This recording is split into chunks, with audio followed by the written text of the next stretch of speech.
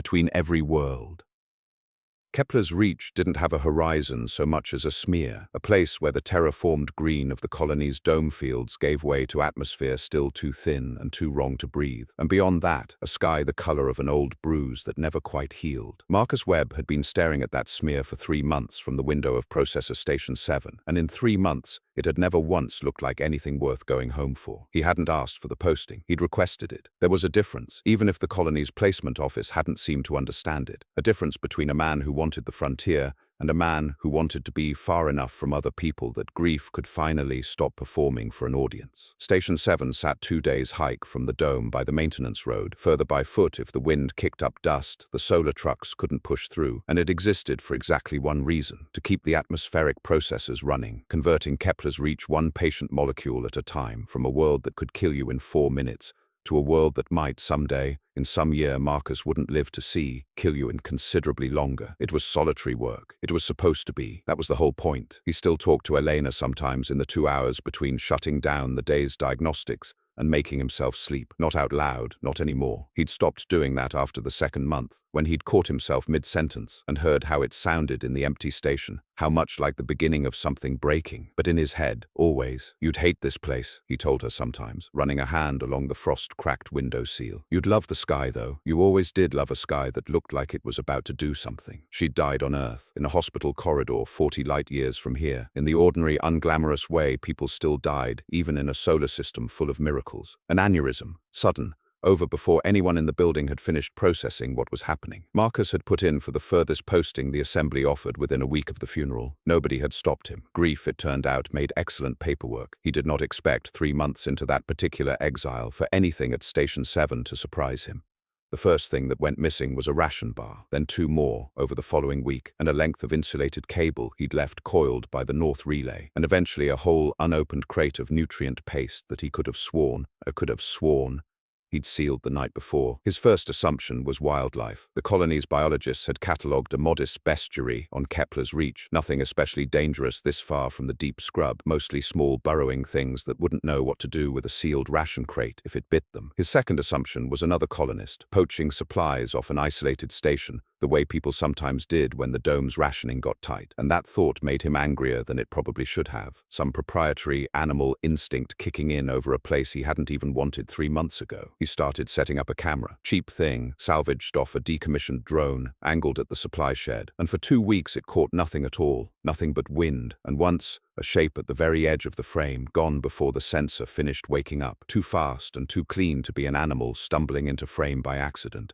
He should have reported it. Colony protocol was explicit about unidentified activity near processor infrastructure. Hostile until confirmed otherwise was the exact phrase in the manual, underlined twice by whoever had trained him. He didn't report it. He told himself it was because a shape at the edge of a camera frame wasn't enough to justify pulling a security team 2 days out from the dome over what was probably nothing. The truth, which he didn't examine too closely at the time, was that it was the first thing in 3 months that had made him feel anything other than the low, patient hum of missing his wife. He didn't want it to be nothing. He wanted it to keep happening. So instead of a report, he left food out. A full ration bar, unopened, set deliberately on the shed's outer step where the camera could see it. And then he went to bed and told himself he wasn't waiting for anything. In the morning, the ration bar was gone. In its place, small and easy to miss if he hadn't been looking for exactly this, was a stone, smooth, dark, clearly chosen, and not just underfoot, set precisely where the bar had been. Marcus stood over it for a long time before he understood what he was looking at. Not a theft, a trade.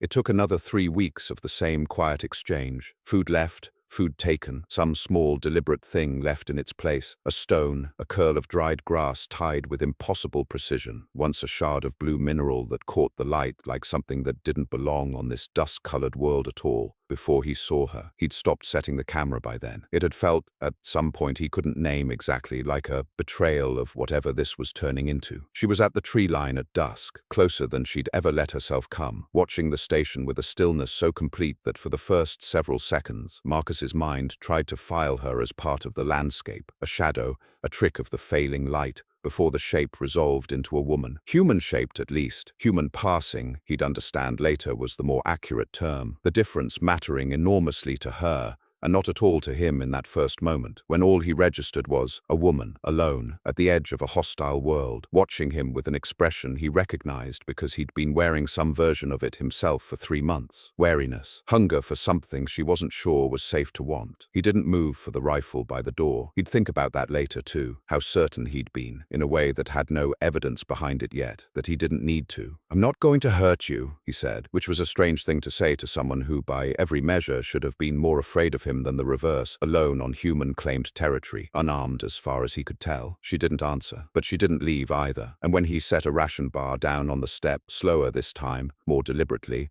and stepped back to give her room, she came forward and took it with hands that trembled slightly. Not with fear, he'd understand eventually, but with the effort of holding a shape that wasn't entirely natural to her, the way a person might tremble holding a heavy weight they were determined not to be seen struggling with. "Kaia," she said when he asked, the first word she'd offered him in 3 weeks of careful trade. It wasn't her real name. He wouldn't learn that for months, and when he finally did, it would break something open in him he hadn't known was still sealed shut, but it was a start.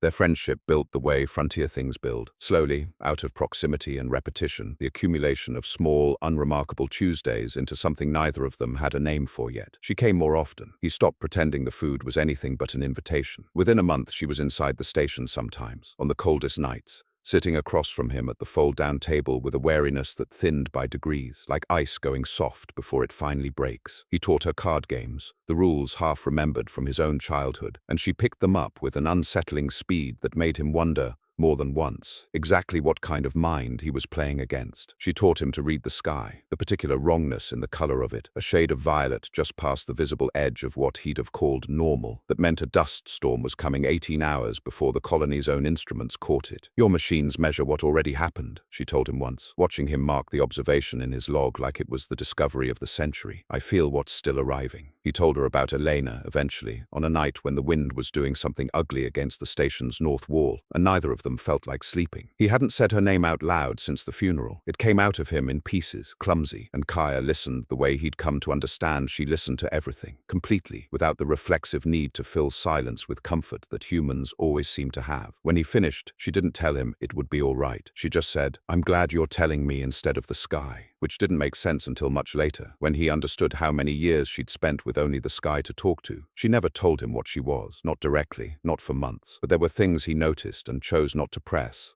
The way her shape seemed to cost her something to maintain by the end of a long night, a kind of exhaustion that had nothing to do with sleep. The way she flinched, once, violently, at the sound of a colony transport passing overhead, in a way that looked less like startlement and more like memory. He asked her once, gently, what she was running from. "Everyone," she said, "on both sides of the sky, I can't cross." And she wouldn't say more than that for a long time, and he let it lie, because some part of him, the part still raw from losing someone before he'd finished learning everything there was to know about her, understood that some doors open on their own timeline or not at all.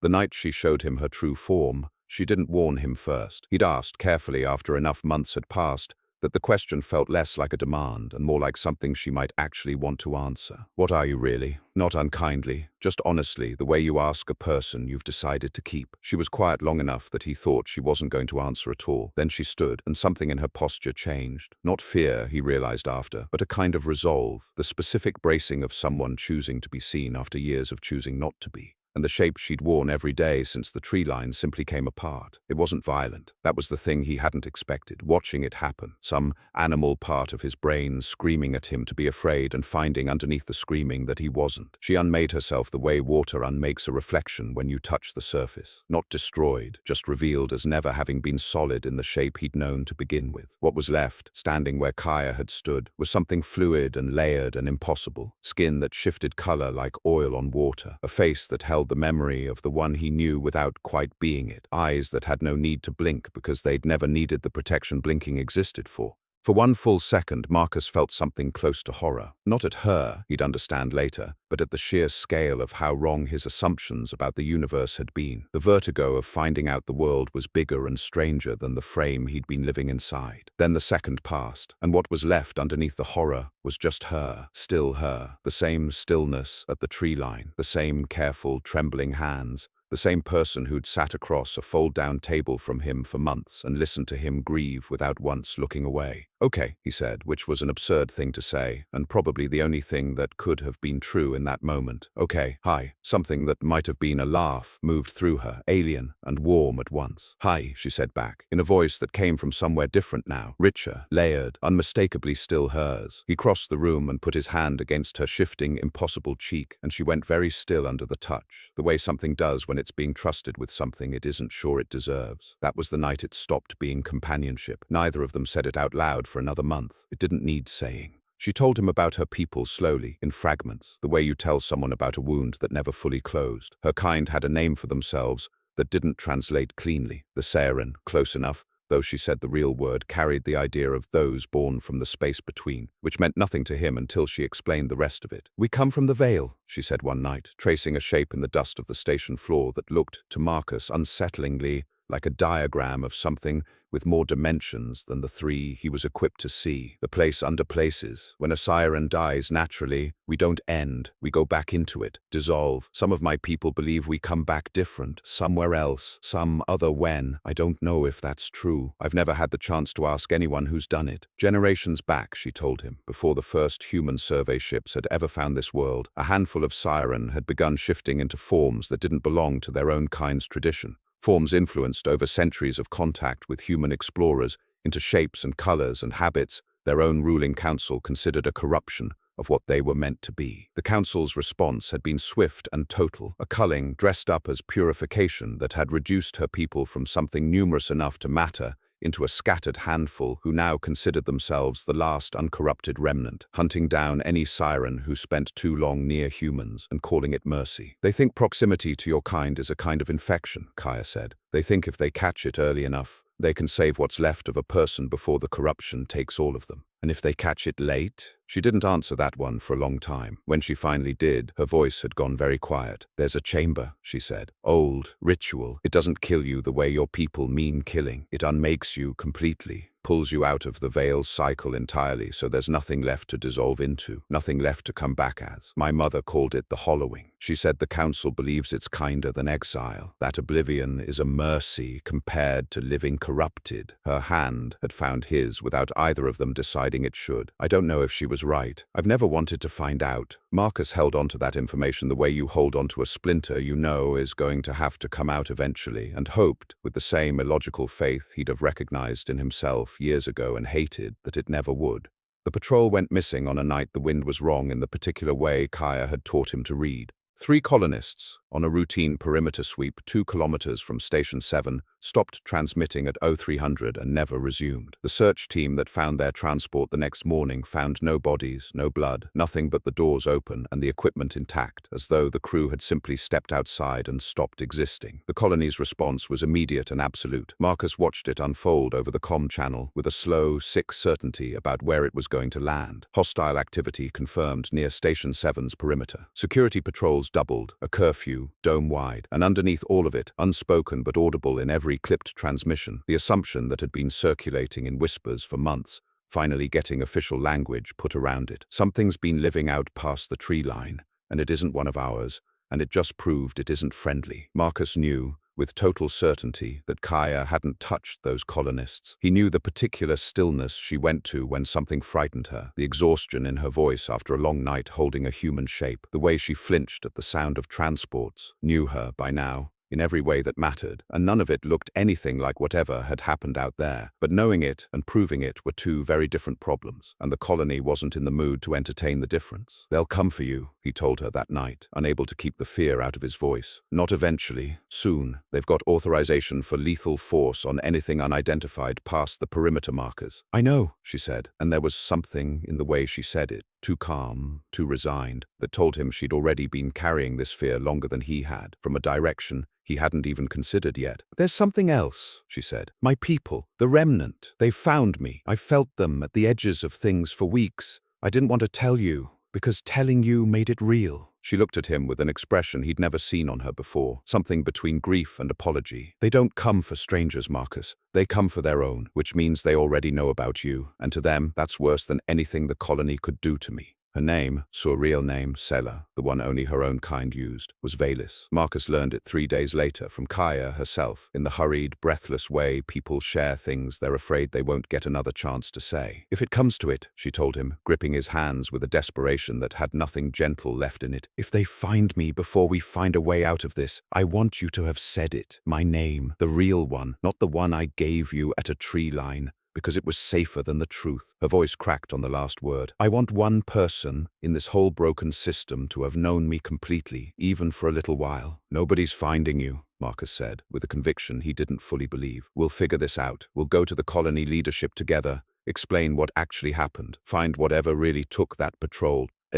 There isn't time for that anymore, she said it gently, which somehow made it worse. They're not weeks out, Marcus. They're hours. She was right, in the way that people are right about the things they've spent their whole lives being hunted well enough to sense before the hunters arrive. By the following dusk, a woman stood at the tree line where Kaia had first stood months ago. Human passing, ancient in a way that had nothing to do with the shape she wore, flanked by 3 others whose stillness made the hair on Marcus's arms rise before he understood why. Vanish, the woman said, and her voice carried across the distance like something that didn't need to be loud to be obeyed. Enough. Come home, and this ends gently. Refuse, and it ends the way it must.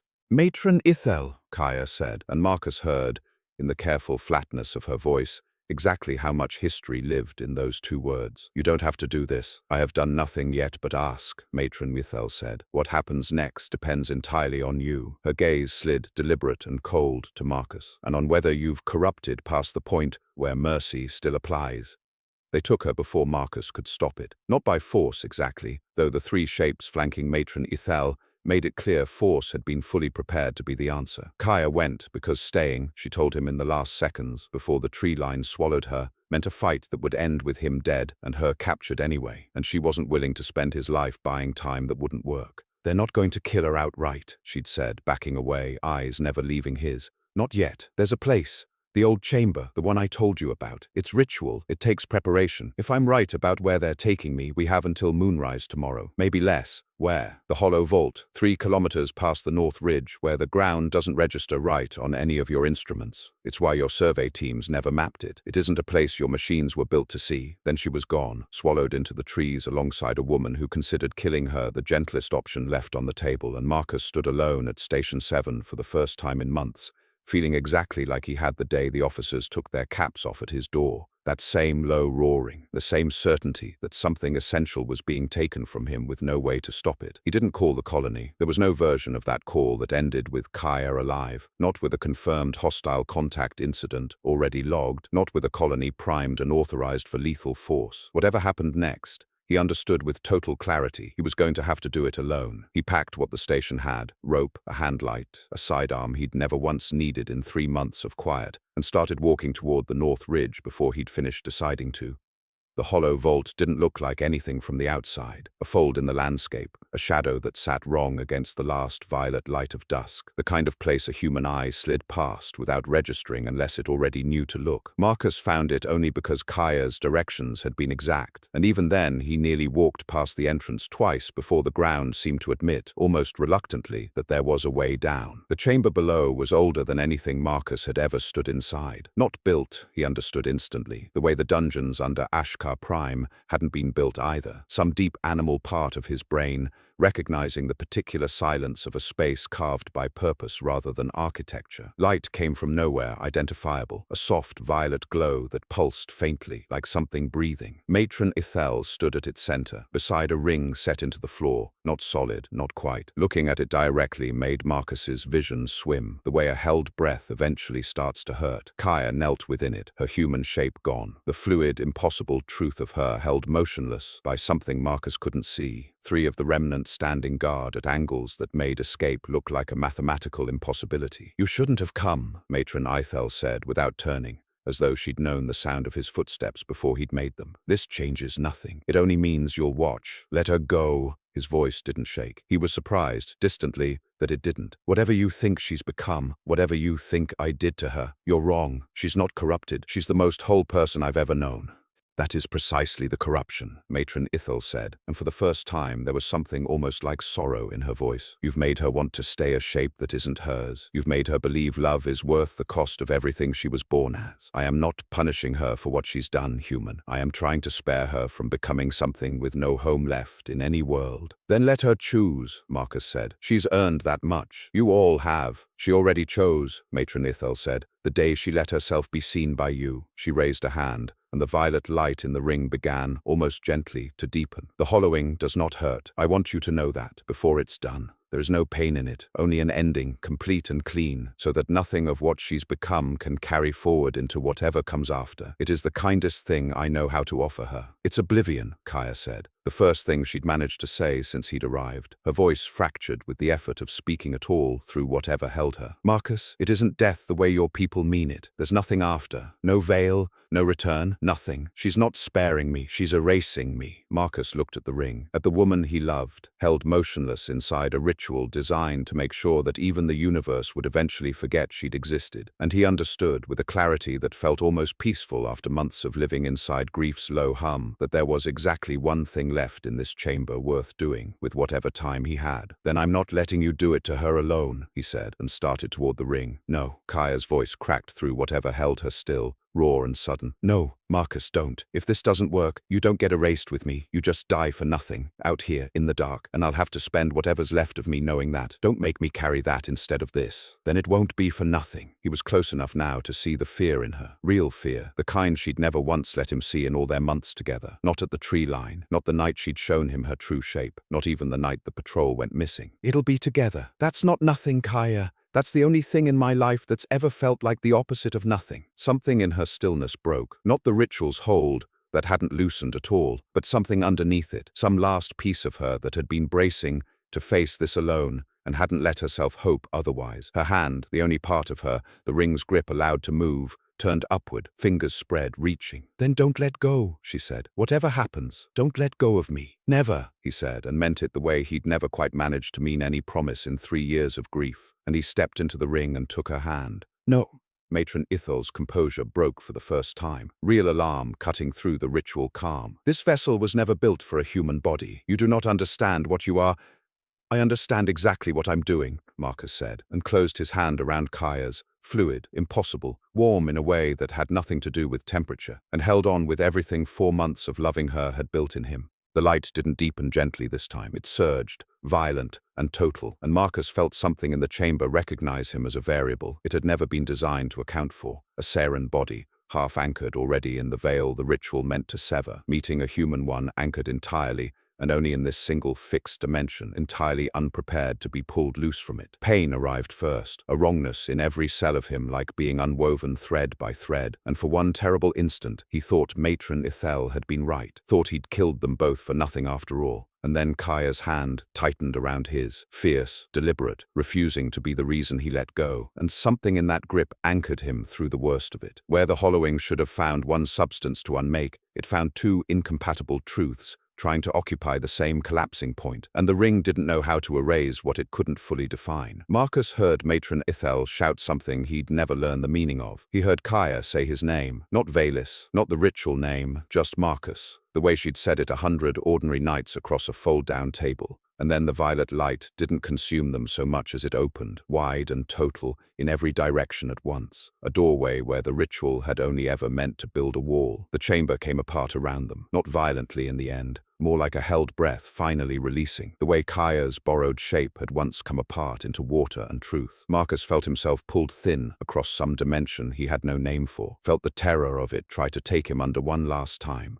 And then beneath the terror, something else arrived. Not peace, exactly. Something closer to falling in the dark, and realizing halfway down that there was ground somewhere after all. Kaia's hand never once let go of his. That was the last thing he understood in that single, unbroken world he'd been born into, before the light took them both whole, that whatever came next, he wasn't facing it alone, and neither was she. Then the hollow vault was empty. No bodies, no proof of ending, just a ring gone dark, and a matron staring at the space where two people had stood a moment before, understanding, too late and only partially, that she had just witnessed something no ritual in her people's history had ever accounted for.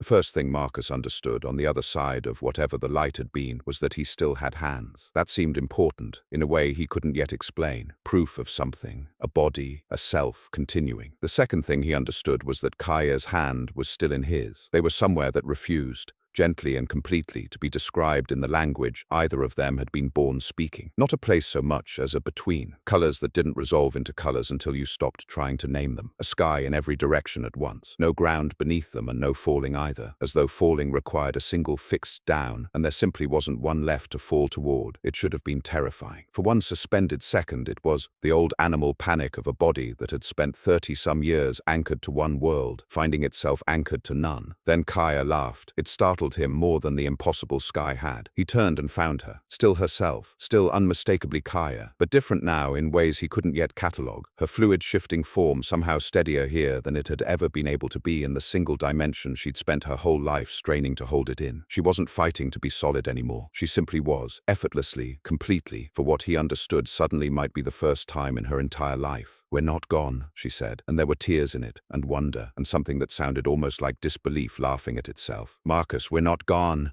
"No," he said, and the word came out of him cracked wide open. 4 months of loving her and 3 years of grief before that, and one long unbearable hour of thinking he was walking her into oblivion, all breaking loose at once. "No, we're—" He looked down at his own hands and understood with a slow, rising astonishment what he was looking at. They weren't quite human hands anymore. They weren't siren hands either. They were something else, steady in this between place the way Kaia was steady, catching light that didn't come from anywhere, humming faintly with an awareness of every direction at once, instead of just the one he'd spent his whole life confined to. "I can feel it," he said. "The veil, whatever this is, I can feel it, Kaia. The way you always could." "You shouldn't be able to," she said, wondering, reaching up to touch his face the way he'd once touched hers, in a station that felt like 100 years and one entire universe away. "No one's ever, Marcus, I don't think anyone's ever done this before. I don't think this has ever existed before us." They stood together in the space between every world that had ever been built, or was still being built,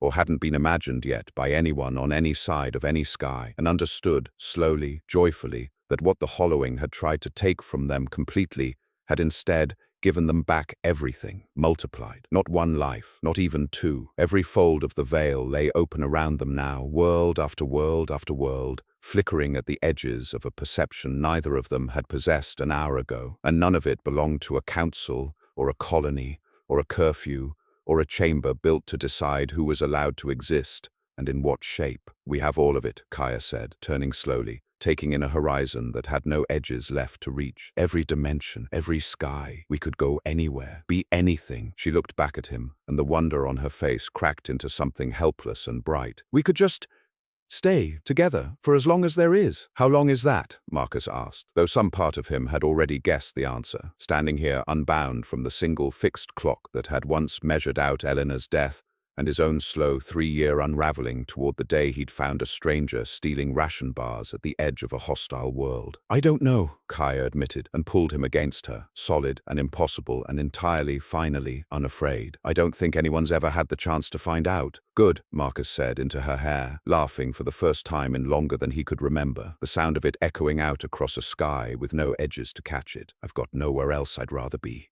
On Kepler's Reach, the story that eventually circulated was a simple one, because simple was what the colony needed it to be. The hostile threat near Station 7's perimeter had been neutralized. The missing patrol was written off, eventually, to unmapped terrain and unstable ground. The truth about the Hollow Vault's location was one none of the remnant ever spoke of again, and Matron Ithel, for reasons she never explained even to her own people, never hunted another shifter after that night. Station 7 was reassigned to a new engineer within the month. Life on the colony, as it does everywhere, continued. No one ever found Marcus Webb. His file was marked missing, presumed dead. Exposure to Kepler's Reach's unforgiving terrain, the official and unsatisfying explanation. And in time, even that stopped being asked about, the way frontier disappearances always eventually do. Filed away, mourned briefly, absorbed into the enormous ordinary business of a colony that had never had the luxury of stopping to grieve any one person for very long. What the colony did not know, what no one left in that single fixed dimension could have known, because the instruments that might have measured it hadn't been built yet by anyone, anywhere, was that the hollowing had not erased anything at all. It had found a door where it had only ever meant to build a wall, and it had opened wider than any ritual,